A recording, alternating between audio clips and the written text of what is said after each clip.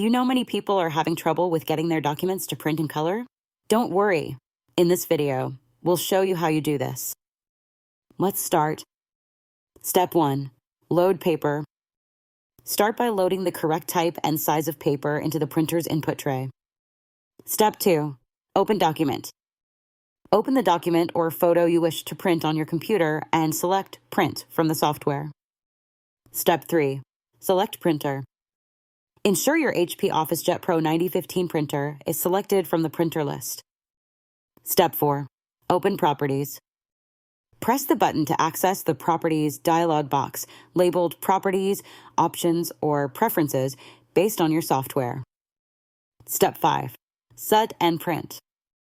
In the Paper/Quality tab, select the color option to print using color ink, then confirm settings and print. By following these steps, you should now be able to print in color with ease. Still need help? Visit our website for the complete manual. There you will also find questions and answers from other HP users. Did you find this video helpful?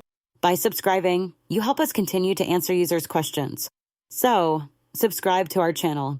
Thanks for watching, and see you in the next video.